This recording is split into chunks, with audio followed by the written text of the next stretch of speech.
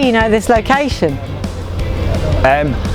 Well, I was brought to it by a friend of mine a couple of years ago, and I arrived actually coming through there on a boat, and we turned around the headland, and there was Royal William Yard, and it was like, what an amazing place. And at that point, did you ever think about, wow, this would be a great place for an office? So when we got off, we had a look round, and then I saw it was the Urban Splash had taken it on and were regenerating it. It's got, you know, it's like 360 degrees of ocean views, and there's big naval historic buildings, and it said this could be you could have an office space here. And I was like, well, that would be amazing, wouldn't it? But that was like 2 years ago, and I thought, nah, there's no way I'm not going to be able to just up sticks and live and move here. But as we kept coming back, that dream started to become, you know, an actual reality. That it was just like, wait a minute, I could have a space here if I wanted.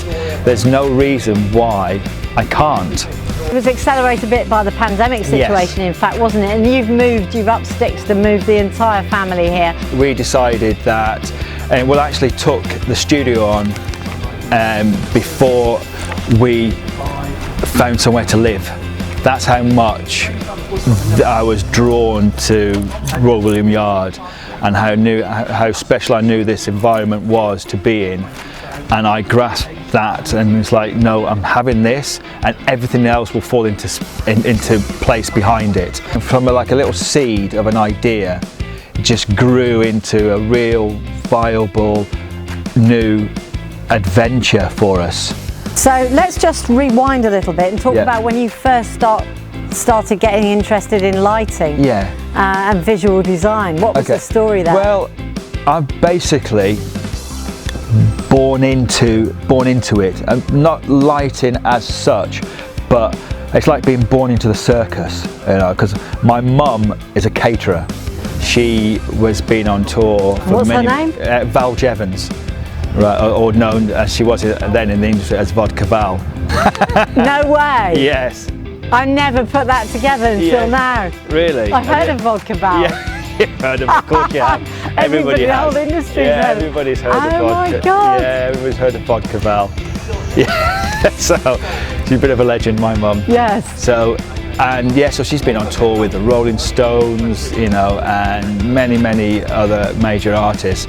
So I grew up with it, you know, grew up with the smells, the sights of big production touring, and as a small lad, that just it just blows your mind. I was just walking around with my jaw open all the time. My uncle was a merchandiser, and so he actually took me on my first tour when I was 18.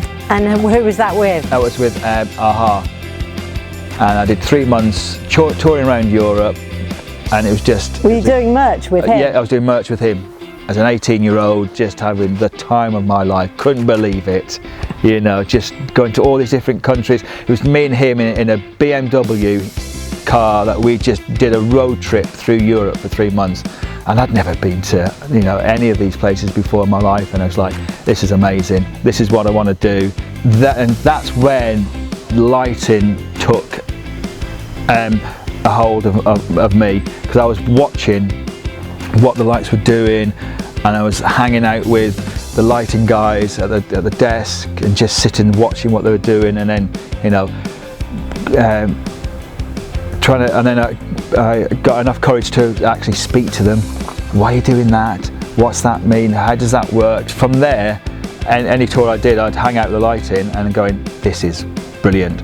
I love doing t-shirts, selling t-shirts, but it's just not, but it's something wasn't fulfilling me enough, like creatively. And I just loved the way music and light played together.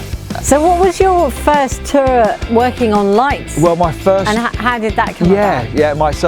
And this ties into like a mentor. So my first tour was, I was working with this band called the Sand Kings, and they were supporting the Wonder Stuff. And Carl Burnett was the LD of the Wonder Stuff. So we were like support band, I was keen as mustard. I'd go up to Carl and this crew, can I help? Can I do anything? Because I'm here, I'm doing the Sand Kings, anything you can, I'll help, you know, I'll do whatever. I'll go and get your teas, what do you need? And then I just started doing that, and on a daily basis helping them. And in the end, halfway through the tour, Carl said, look, you really like that you're helping us. Do you want to come and be part of our crew? Come on the tour bus with us, help us load in, set up. And I was like, I'm there. I said goodbye to the Sand Kings and their transit van, and then jumped onto the tour bus with them. And then, yeah, and then that was my first big break, because after that I picked up a band called Atomic Dustbin. You've worked with a lot of music artists. Yes. And more recently you've also gathered a great sort of roster of corporate clients as well. Yes. Can we talk a little bit about your memorable moments from your career?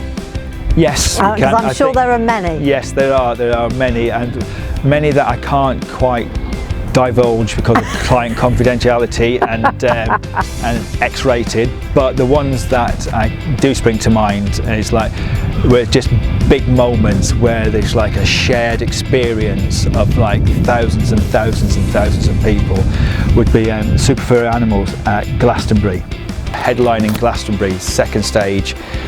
And I think there was like 60,000 people had come to see them, maybe even more. It was just, I've never seen so many people come to see a band, and that was like and I remember having the hairs on the back of my neck just prickle when the band walked on stage, and the roar from the crowds. And just that was just such a special moment. I think it was the first time the Furries had headlined, and it was like all those people came to see them. The funniest thing about that was like when they always finish the set with "Man Don't Give a Fuck," and the whole crowd is jumping like that. And then I just noticed just in front of house, this white transit van just slowly coming through this crowd, and the crowd parting. I'm going, what is a van? How did he get there? And he must have taken the wrong turn or something, trying to leave early. But as the song was going, and the crowd were getting more jumping up and around, they started to climb on the van, and soon there's like this van was just like covered in people jumping up and down and rocking it, and this guy was just like freaking out, going, and then it was pulling people off the van and everything. So it's, yeah, that was pretty bonkers to see a van in the middle of 60,000 people. And there's other times where you just know it's special by the place that you're in, the environment that you're in, listening to the music that have been played by the band that you're with or the artists. It's just that moment is so special because you know it's never going to be repeated again. So I was on tour with Mogwai, and we're up in Taiwan, and we had a show up a mountain on a high school playground, but the backdrop was so spectacular of this mountain, and it's all misty, and and it's dark, and then Mogwai are doing their thing and their beautiful soundscape music to this backdrop. It's just, it's just incredible. It's with Atomic Dustbin, and me and the bass player, well, one of the bass player, Alex, I'd go, right, Alex, let's go and find the underground house club.